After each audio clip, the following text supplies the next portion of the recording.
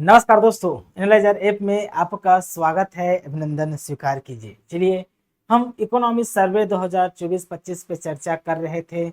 आज का हमारा दोस्तों 10वां अध्याय है। उद्योग के बारे में हम पढ़ेंगे।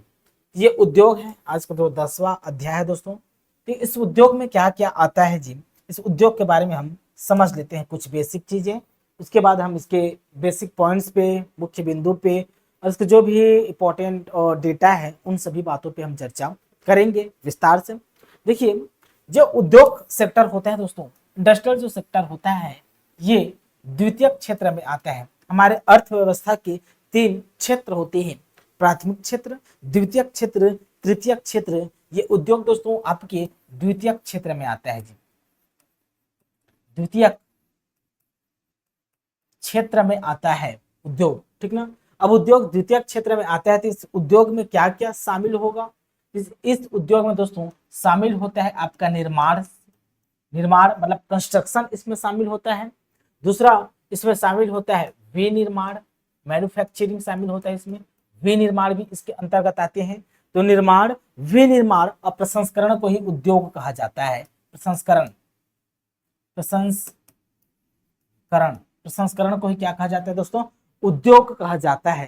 तो हम यहाँ पर दोस्तों ज्यादातर फोकस हम विनिर्माण का करेंगे। किसका? तो विनिर्माण, मैन्युफैक्चरिंग का करेंगे, ना कि कंस्ट्रक्शन का। ठीक, ये उद्योग क्षेत्र द्वितीय क्षेत्र में आते हैं और इसमें जो निर्माण को पढ़ना रहता है, विनिर्माण को पढ़ना रहता है, प्रसंस्करण को पढ़ना रहता है। लेकिन हम ज्यादातर हमारा फोकस रहेगा विनिर्माण, क्योंकि हमारे छत्तीसगढ़ को मैन्युफैक्चरिंग हब बनाना है। ठीक, चलिए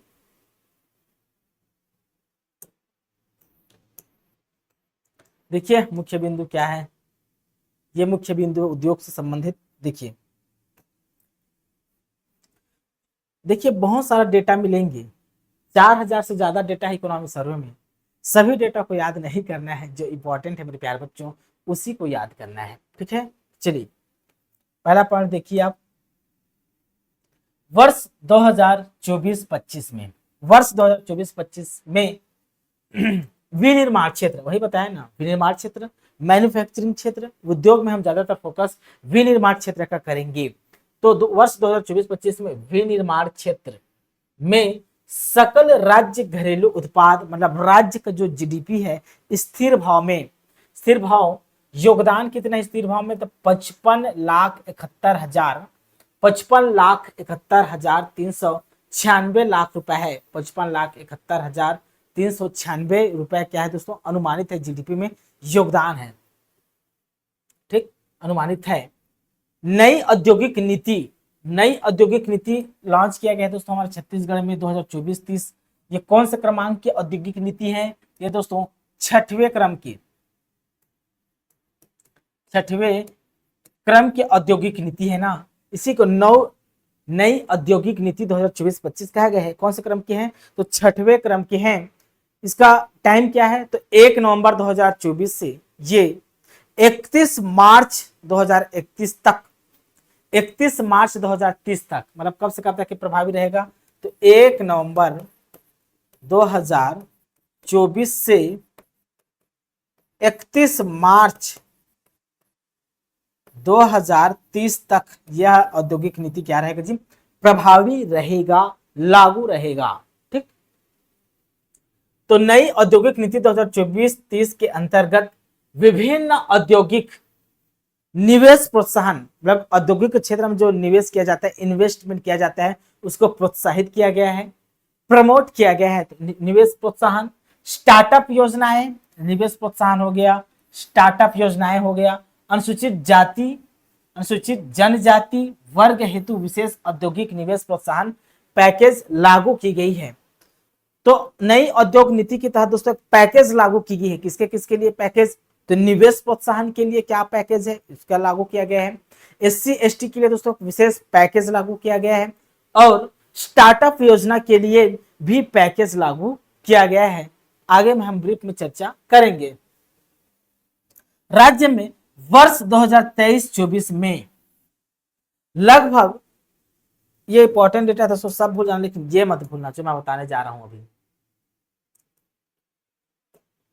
बात कर रहा हूं मैं राज्य में वर्ष 2023-24 में ना, वर्ष 2023-24 में लगभग 20,100 करघों पर लगभग 60,300 बुनकर प्रत्यक्ष एवं अप्रत्यक्ष रूप से रोजगार में संलग्न है। 2023-24 में दोस्तों 20,100 करघों पर 60,300 बुनकर प्रत्यक्ष मतलब डायरेक्ट एवं अप्रत्यक्ष इनडायरेक्ट रूप से क्या दोस्तों रोजगार में संलग्न है। तो देखिए कितनी बड़ी आंकड़ा है, 60,300 बुनकर प्रत्यक्ष एवं अप्रत्यक्ष रूप से दोस्तों रोजगार के लाभ ले रहे हैं। ठीक ठीक, ये आईएमपी डेटा है, याद रखना है, आईएमपी है ये। ठीक, देखिए दूसरा, वर्ष 2024-25 में कुल 717.97 लाख नग नैसर्गिक कोसा का उत्पादन लक्ष्य प्रस्तावित है तथा 23,932 हितग्राही लाभान्वित करना प्रस्तावित है। 2024-25 में ना नैसर्गिक कोसा का अर्थात नेचुरल जो कोसा होता है इसका उत्पादन करने के लिए प्रस्तावित है इतना। इसमें हितग्राही को लाभान्वित करने के लिए 23,932 हितग्राहियों को लाभान्वित करने के लिए प्रस्तावित है। माह सितंबर 2024 तक कुल 266.513 लाख नग कोसा का संग्रहण हो चुका है, जिसमें से कुल 9,277 हितग्राही श्रमिक लाभान्वित हो रहे हैं। लक्ष्य था इतना लाभान्वित करने का, लेकिन कितना हो पाया, 9,277 श्रमिक। ठीक है, ठीक, ये इतना ज्यादा इंपॉर्टेंट नहीं है, लेकिन एक मोटे तौर पे याद होना चाहिए आपको, ये इंपॉर्टेंट हो जाता है। यहां भी मैं आईएमपी लिख देता हूं जी। देखिए, छत्तीसगढ़ खादी तथा ग्रामोद्योग बोर्ड, छत्तीसगढ़ खादी तथा ग्रामोद्योग बोर्ड द्वारा 9 उत्पादन केंद्र संचालित किए जा रहे हैं।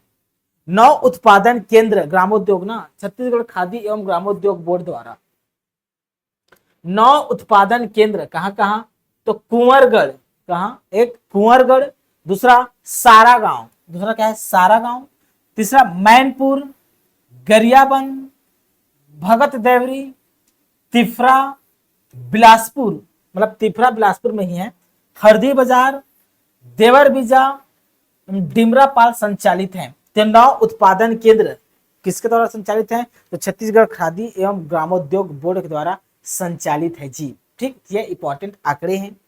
आगे बढ़ते हैं हम, अब कुछ चीजों पे, तथ्यों पे हम बात करते हैं।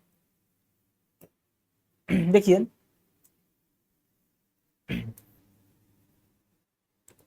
देश के आर्थिक विकास में औद्योगिकीकरण का योगदान महत्वपूर्ण है। जब देश को दोस्तों आर्थिक विकास चाहिए या आर्थिक समृद्धि चाहिए, तो दोस्तों हमारे देश में औद्योगिकीकरण को बढ़ावा देना पड़ेगा। जब औद्योगिकीकरण होता है ना, तो रोजगार का सृजन होता है।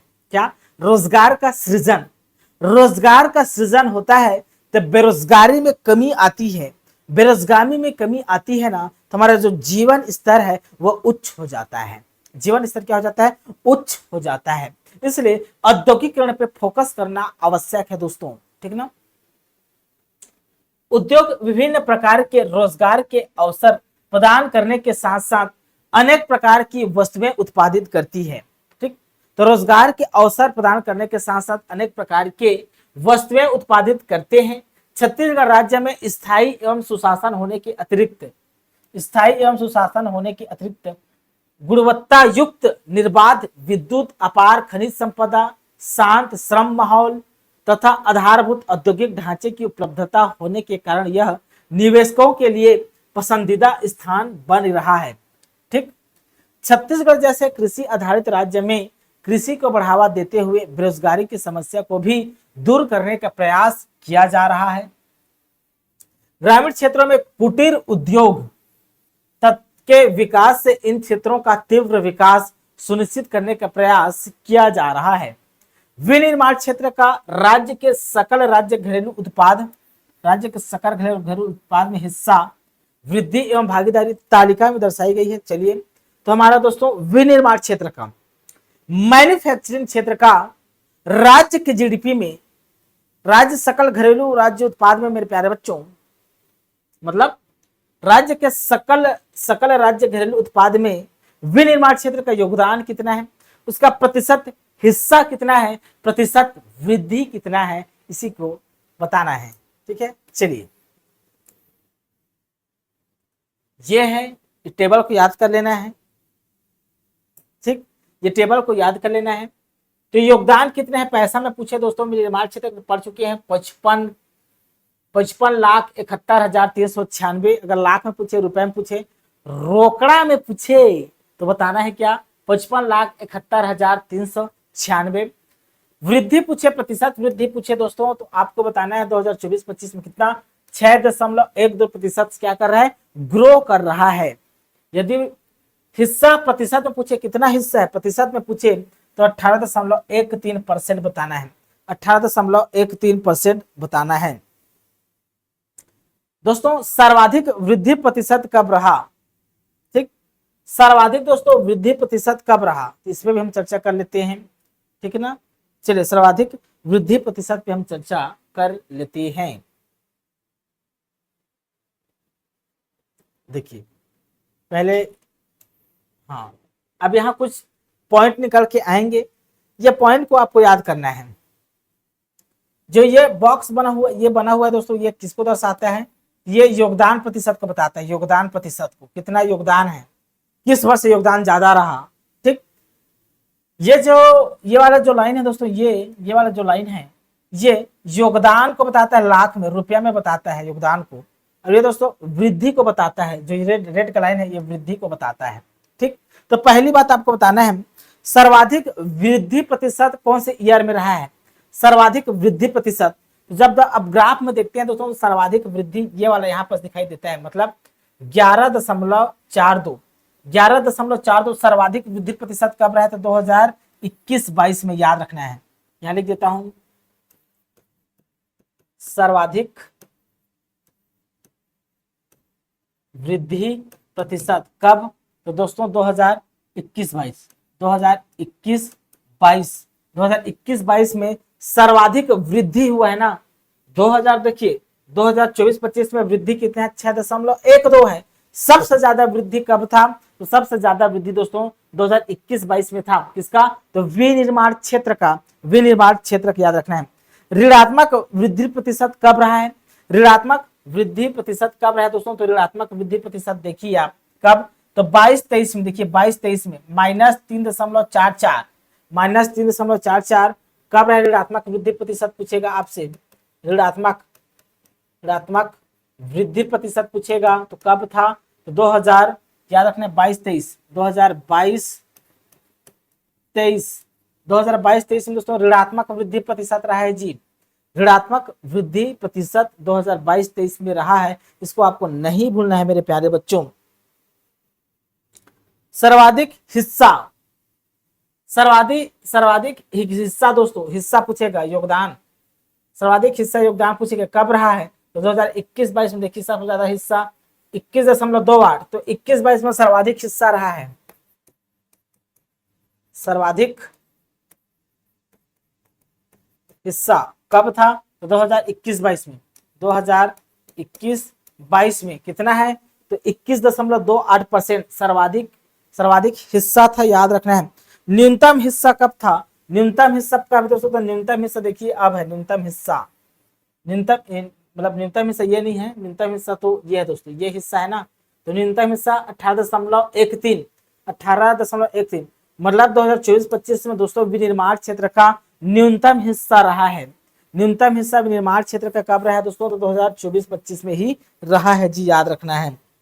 ठीक, तो इस यहां से क्या क्या, सर्वाधिक प्रतिशत वृद्धि याद करना है, कौन से ईयर में था, ऋणात्मक वृद्धि कब दर्ज की गई थी, कौन से ईयर में, ये याद रखना है।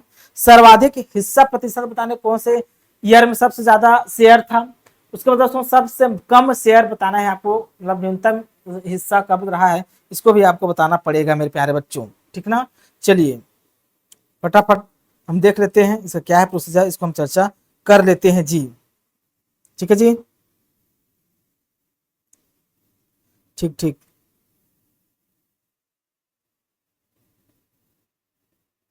चलिए ठीक ना। चलिए आगे बढ़ते हैं, हम कुछ चीजों को और समझते हैं मेरे प्यारे बच्चों।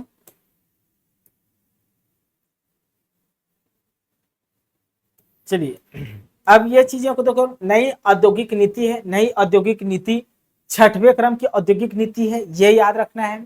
कब से कब तक लागू है दोस्तों, तो यह 1 नवंबर 2024 से 31 मार्च 2030 तक लागू रहेगी, प्रभावी रहेगी। इसके माध्यम से दोस्तों औद्योगिक राज्य बनाना है हमारे छत्तीसगढ़ को, ठीक ना।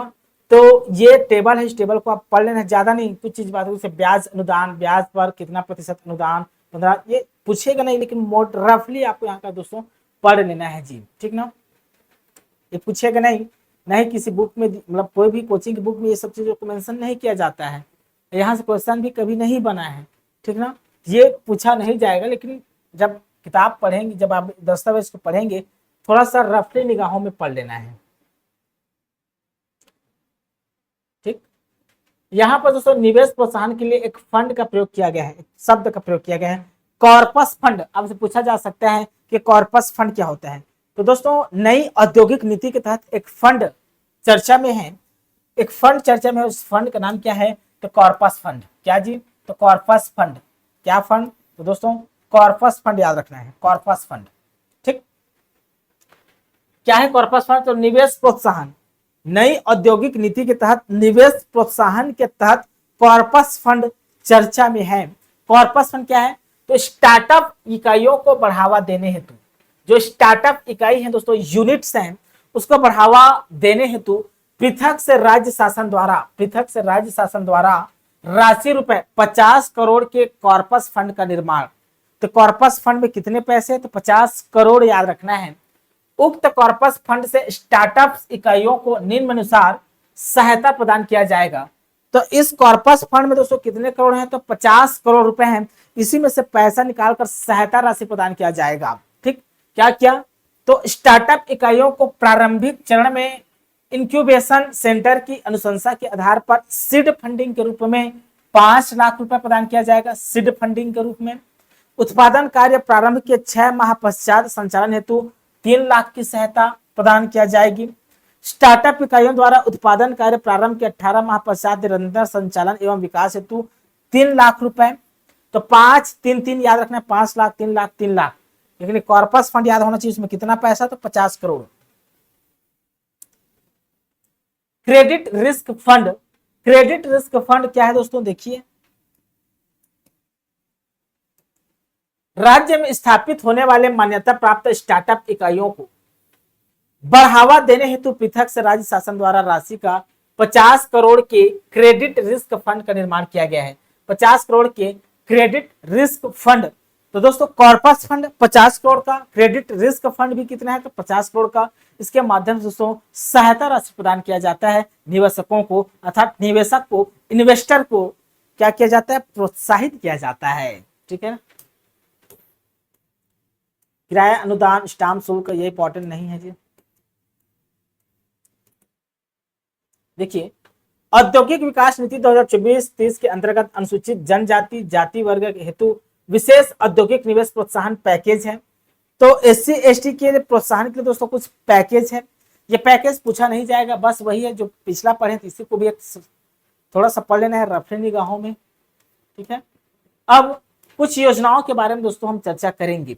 सूक्ष्म एवं लघु उद्योग, तो एमएसएमई के बारे में दोस्तों आपको जानकारी होना चाहिए, मैं आशा करता हूं, ऐसे मान के चलता हूं कि एमएसएमई का जो कंसेप्ट होता है वो पढ़ चुके होंगे आप, ठीक ना। सबसे ज्यादा दोस्तों रोजगार एमएसएमई सेक्टर देता है हमारे भारत में जी, ठीक ना। तो सूक्ष्म एवं लघु उद्यम फैसिलिटेशन काउंसिल, ठीक है, इसके बारे में पढ़ लेते हैं। सूक्ष्म एवं लघु उद्यमों द्वारा उत्पादित वस्तुओं सामग्रियों की आपूर्ति के पश्चात क्रेताओं द्वारा समय पर भुगतान न करने अथवा भुगतान संबंधित विवादों के निराकरण हेतु राज्य में सूक्ष्म एवं लघु उद्यम फैसिलिटेशन काउंसिल गठित है। काउंसिल के अध्यक्ष उद्योग आयुक्त, संचालक उद्योग तथा 4 अन्य वित्त एवं आर्थिक क्रियाकलापों के विशेषज्ञ होते हैं, ठीक ना। तो काउंसिल के अध्यक्ष उद्योग आयुक्त होते हैं, याद रखना है, संचालक उद्योग तथा 4 अन्य वित्त एवं आर्थिक क्रियाकलापों के विशेषज्ञ होते हैं इसमें जी, काउंसिल है प्रकार। अब कुछ योजनाओं के बारे में चर्चा कर लेते हैं। विभिन्न योजनाओं के बारे में मेरे दोस्तों विस्तार से हम चर्चा कर लेते हैं, ताकि दोस्तों आपको अच्छे से ये समझ में आ जाए जी। तो छत्तीसगढ़ शासन की स्वरोजगार योजनाएं के बारे में चर्चा करते हैं। हमारे छत्तीसगढ़ शासन के द्वारा दोस्तों स्वरोजगार के संबंध में योजना संचालित की जा रही है। स्वरोजगार के संबंध में, ठीक, क्या योजना है जी छत्तीसगढ़ शासन द्वारा? याद रखना है, मुख्यमंत्री युवा स्वरोजगार योजना। मुख्यमंत्री युवा स्वरोजगार योजना, मुख्यमंत्री युवा स्वरोजगार योजना के बारे में पढ़ लेते हैं, ठीक है ना। मुख्यमंत्री युवा स्वरोजगार योजना राज्य के युवा वर्ग को आर्थिक दृष्टि से ना, हमारे जो छत्तीसगढ़ राज्य है ना, इस राज्य के जो युवा वर्ग है, युवा जो यूथ होते हैं जी, आप भी युवा हैं तो आपको भी टारगेट किया गया है इसमें, तो आपको भी टारगेट किया गया है। तो आर्थिक दृष्टि से स्वावलंबी, ठीक, आपको स्वावलंबी बनाने के लिए, आपको आत्मनिर्भरता बनाने के लिए, आपके कार्य क्षमता में वृद्धि करने के लिए, कार्य क्षमता का पूर्ण उपयोग हो, आपके कार्य क्षमता का दोस्तों पूर्ण उपयोग एवं योग्यता के अनुरूप स्वयं का रोजगार, मतलब स्वरोजगार। स्वयं का रोजगार क्या क्या हो सकता है? उद्यम के क्षेत्र में हो सकता है जी, कोई बिजनेस स्टार्ट करना चाहता हो उद्यम के क्षेत्र में, या सेवा के क्षेत्र में हो सकता है, सर्विस सेक्टर में हो सकता है, या व्यवसाय के क्षेत्र में हो सकता है दोस्तों। प्रारंभ करने हेतु बैंकों से ऋण प्राप्त होने संबंधी समस्याओं की। तो दोस्तों यदि कोई युवा स्वयं का रोजगार प्रारंभ करना चाहता है, कोई उद्यम प्रारंभ करना चाहता है, एंटरप्रेन्योर बनना चाहता है, या वह सर्विस क्षेत्र में कोई काम करना चाहता है, तो बैंक से दोस्तों ऋण लेने में एक समस्या का सामना करना पड़ता है। बैंक से आप ऋण लेने जाएंगे तो समस्याओं का सामना करना पड़ता है। इसीलिए दोस्तों होने वाली जो समस्याएं हैं, इस समस्याओं के दीर्घकालीन निराकरण हेतु मुख्यमंत्री युवा स्वरोजगार योजना प्रारंभ की गई है, ठीक। तो आपको दोस्तों बैंकों की समस्या को दूर करने के लिए, जैसे आप ऋण लेने जाएंगे तो आपको समस्याओं का सामना करना पड़ता है, उन समस्याओं को दूर करने के लिए मेरे प्यारे बच्चों मुख्यमंत्री युवा स्वरोजगार योजना प्रारंभ की गई है। इस योजना के अंतर्गत राज्य शासन द्वारा क्रेडिट गारंटी शुल्क, सेवा शुल्क का भुगतान किया जाता है। तो राज्य शासन द्वारा क्या भुगतान किया जाता है, पेमेंट किया जाता है जी? तो क्रेडिट गारंटी शुल्क, सेवा शुल्क, सर्विस ड्यूटी क्या किया जाता है? भुगतान किया जाता है, तथा मार्जिन मनी अनुदान अधिकतम 1.5 लाख रुपए व औद्योगिक नीति के औद्योगिक निवेश प्रोत्साहन भी दिए जाते हैं, ठीक। तो ऋण की सीमा क्या है? यदि आप विनिर्माण उद्यम प्रारंभ करना चाहते हैं, विनिर्माण उद्यम, तो परियोजना लागत अधिकतम कितने लाख का होना चाहिए? 25 लाख का। जो प्रोजेक्ट का कॉस्ट है वो अधिकतम 25 लाख का हो सकता है, प्रोजेक्ट का कॉस्ट, ठीक है। विनिर्माण उद्यम करना चाहते हैं। यदि आप सेवा के क्षेत्र में उद्यम करना चाहते हैं, सेवा क्षेत्र सर्विस सेक्टर में उद्यम प्रारंभ करना चाहते हैं, हो सकता है आप कोचिंग खोलना चाहते हैं या कहीं और कुछ खोलना चाहते हैं, आईटी सेक्टर स्थापित करना चाहते हैं, तो आपको दोस्तों अधिकतम लागत 10 लाख का ऋण मिल सकता है जी। ऋण अधिकतम 10 लाख रुपए का क्या मिल सकता है? ऋण मिल सकता है। यदि आप व्यवसाय करना चाहते हैं तो आपको अधिकतम दोस्तों इस लागत क्या 2 लाख तक ऋण मिल सकता है। 2 लाख में आप सब्जी बेच सकते हैं, 2 लाख से ज्यादा आप क्या व्यवसाय कर सकते हैं जी? सब्जी बेच सकते हैं और कुछ नहीं, ठीक ना, ठीक। तो मुख्यमंत्री युवा स्वरोजगार योजना की राशि लाख में, तो 2024-25 में दोस्तों कितना लाख की, मतलब 2023-24 में कितना लाख राशि के इसमें वो किया गया था, मार्जिन मनी था दोस्तों, तो 2 इतना है ये आपका करोड़ में, ठीक। लेकिन वर्तमान में याद रखना है दोस्तों 2024-25 में मैं सितंबर 2024 की स्थिति में बात करूं, सितंबर 2024 की स्थिति में बात करूं तो एक घटना हुआ। क्या घटना? वित्तीय वर्ष 2024-25 से मुख्यमंत्री युवा स्वरोजगार योजना बंद की गई है। वित्तीय वर्ष 2024-25 से मुख्यमंत्री युवा स्वरोजगार योजना बंद की गई है। इसके स्थान पर उद्यम क्रांति योजना लागू की जा रही है। तो इसके स्थान को रिप्लेस करके उद्यम क्रांति योजना का शुभारंभ किया गया है। तो मुख्यमंत्री युवा स्वरोजगार योजना के स्थान पर उद्यम क्रांति की शुभारंभ की गई है। बहुत ही इंपॉर्टेंट लाइन है, उद्यम क्रांति को नहीं भूलना है। तो वित्तीय वर्ष 2024-25 से मुख्यमंत्री युवा स्वरोजगार योजना बंद की गई है, इसके स्थान पर उद्यम क्रांति योजना लागू की जा रही है। उद्यम क्रांति योजना लागू की जा रही है, ठीक। अब केंद्र सरकार की स्वरोजगार योजना, केंद्र सरकार की स्वरोजगार योजना हम पढ़ चुके हैं, केवल एक ही स्वरोजगार योजना है, उद्यम क्रांति योजना।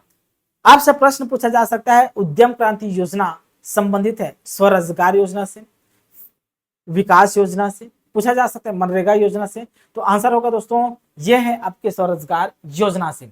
अब हम केंद्र शासन की स्वरोजगार योजनाओं पे हम चर्चा करेंगे। केंद्र सरकार की दोस्तों जो स्वरोजगार योजना है, इन स्वरोजगार योजना पे हम क्या जी विस्तार से हम चर्चा करेंगे। क्या करेंगे? विस्तार से हम चर्चा करेंगे केंद्र सरकार की स्वरोजगार योजना पे, ठीक ना। देखिए तो क्या है प्रधानमंत्री रोजगार सृजन कार्यक्रम, प्रधानमंत्री रोजगार सृजन कार्यक्रम, प्रधानमंत्री रोजगार सृजन कार्यक्रम को मेरे प्यारे बच्चों आपको नहीं भूलना है नहीं भूलना है जी। प्रधानमंत्री रोजगार सृजन कार्यक्रम को मेरे प्यारे बच्चों आपको नहीं भूलना है। कब से प्रारंभ हुआ था आपसे पूछे तो अगस्त 2008 आंसर लेना है। अगस्त 2008 से प्रधानमंत्री रोजगार सृजन कार्यक्रम की क्या हुई थी जी? शुरुआत हुई थी। अगस्त 2008 से दोस्तों प्रधानमंत्री रोजगार सृजन कार्यक्रम का क्या हुआ था? शुरुआत हुआ था। अब उद्देश्य क्या है मेरे प्यारे बच्चों? इसका उद्देश्य क्या है? मेन ऑब्जेक्टिव क्या है प्रधानमंत्री रोजगार सृजन कार्यक्रम का? मेन उद्देश्य क्या है? देखिए उद्देश्य देश के ग्रामीण एवं शहरी क्षेत्रों में रोजगार के अवसरों का सृजन।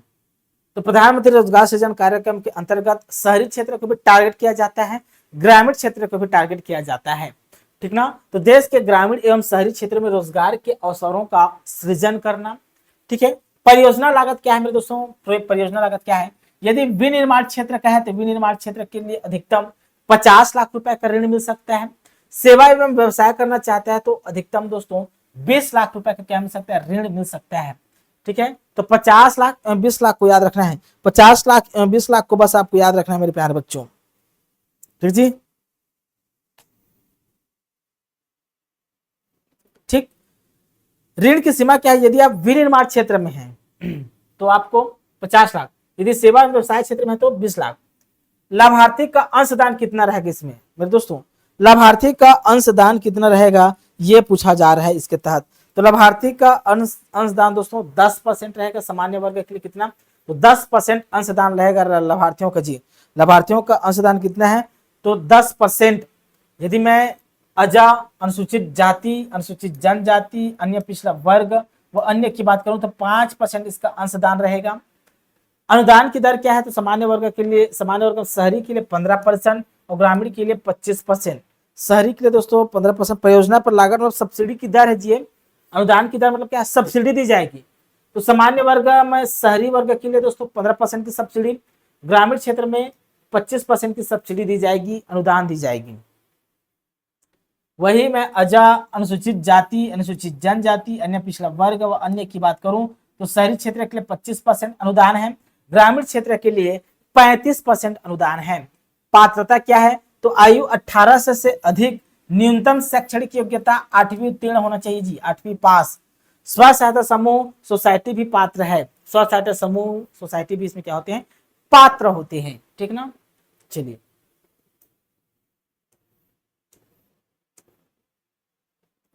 2024-25 में दोस्तों इतना खर्च किया गया है जी। मार्जिनल राशि मनी क्या है इसका? तो 1283।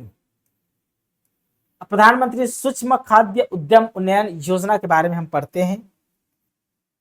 देखिए प्रधानमंत्री सूक्ष्म खाद्य उद्यम उन्नयन योजना भारत शासन की प्रधानमंत्री सूक्ष्म खाद्य उद्यम उन्नयन योजना वर्ष 2020-21 से संचालित है। तो कब से संचालित है मेरे प्यारे बच्चों? तो 20-21 से संचालित है। कब से? तो 20-21 से संचालित है, आपको ये बात नहीं भूलना है। 20-21 से संचालित है, ठीक। योजना में खाद्य प्रसंस्करण मतलब फूड प्रोसेसिंग, खाद्य प्रसंस्करण इकाइयों की स्थापना तथा उन्नयन हेतु बैंकों के माध्यम से ऋण उपलब्ध कराया जाता है। तो प्रधानमंत्री सूक्ष्म खाद्य उद्यम उन्नयन योजना, खाद्य उद्यम उन्नयन योजना के तहत फूड प्रोसेसिंग क्या इकाइयों का क्या किया जाता है? स्थापना किया जाता है। परियोजना के सर्वाधिक ऋण का 35% अधिकतम 10 लाख तथा अनुदान दिया जाता है, 10 लाख तक अनुदान दिया जाता है। अनुदान में भारत शासन का 60% तथा राज्य शासन का 40% भागीदारी होती है जी। परियोजना की सर्वाधिक ऋण का 35%, अधिकतम 10 लाख तक का अनुदान दिया जाता है। अनुदान में भारत शासन का 60% तथा राज्य शासन का 40% होता है, याद रखना है। वित्त पोषण, ठीक, इतना, ठीक ना। चलिए, प्रधानमंत्री विश्वकर्मा कौशल सम्मान योजना, प्रधानमंत्री विश्वकर्मा कौशल विकास सम्मान योजना, कौशल सम्मान योजना पढ़ते हैं जी। ठीक है, श्रमिकों के लिए मेरे प्यारे बच्चों बहुत ही अच्छा ये आपका योजना है, याद रखना है। ठीक, देखिए कारीगरों तथा शिल्पकारों, जो कारीगर भाई बहन है हमारे, या जो शिल्पकार है, मूर्ति शिल्पकार, काष्ठ शिल्पकार, तो इनकी पहचान कर उनको उनके कौशल विकास, मतलब उस स्किल में विकास करना, कौशल विकास कर उन्नत किट दिए जाने के उद्देश्य से 11 सितंबर 2023 इस दिन विश्वकर्मा जयंती था, 11 सितंबर 2023 से केंद्र शासन द्वारा योजना प्रारंभ की गई है। केंद्र शासन द्वारा योजना प्रारंभ की गई है। इसमें 18 ट्रेड तथा बढ़ाई नाव बनाने वाले, 18 ट्रेड और बढ़ाई इसमें शामिल है, नाव बनाने वाले, अस्त्रकार, लोहार, लोहे के औजार का निर्माता, तालासाज, सोनार, कुम्हार, मूर्तिकार, चर्मकार, राजमिस्त्री, झाड़ू निर्माण, खिलौना निर्माण, नाई, मालाकार, धोबी, दर्जी, जाल निर्माण तथा उन्नत प्रशिक्षण 15 दिवसीय दिया जाता है। प्रशिक्षण उपरांत राशि रुपया कितना दिया जाता है दोस्तों? 15,000 रुपए।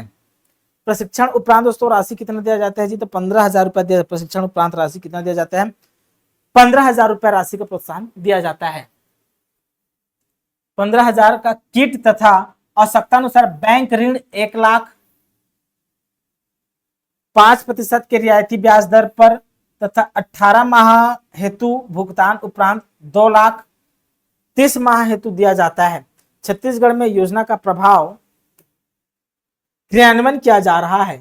ठीक, तो कुल आवेदन तो नहीं पूछेगा, बैंक ऋण का प्रथम किस्त ये भी नहीं पूछेगा। प्रधानमंत्री मुद्रा योजना दोस्तों ये भी आपके 2014 में शुभारंभ हुआ, 15 में शुभारंभ हुआ था मुद्रा योजना का, 8 अप्रैल 2015 को। ठीक, प्रधानमंत्री मुद्रा योजना 8 अप्रैल 2015 की क्या हुई थी? शुरुआत हुई थी। इसमें 3 प्रकार के ऋण दिए जाते हैं। क्या? सूक्ष्म श्रेणी के उद्योग, व्यवसाय एवं सेवा हेतु। तो उद्योग, व्यवसाय एवं सेवा हेतु बैंकों के माध्यम से ऋण वितरण। एक होता है शिशु ऋण, अधिकतम 50,000 तक शिशु ऋण दिया जाता है। दूसरा होता है किशोर ऋण, 50,000 से 5 लाख तक, 5 लाख तक ऋण दिया जाता है।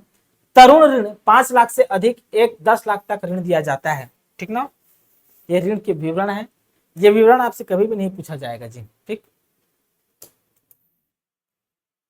Development corporation limited, Chhattisgarh state industrial. ठीक, तो कल से दोस्तों आज का इतना ही। कल से दोस्तों हम औद्योगिक विकास के बारे में, मतलब स्थापित औद्योगिक विकास केंद्र, औद्योगिक क्षेत्र और पार्क के बारे में चर्चा करेंगे। पार्क, उसके बाद दोस्तों रेशम उद्योग के बारे में चर्चा करेंगे। उसके बाद यह टॉपिक पूर्णतः क्या हो जाएगा? समाप्त हो जाएगा। अभी के लिए बहुत बहुत धन्यवाद। Thank you.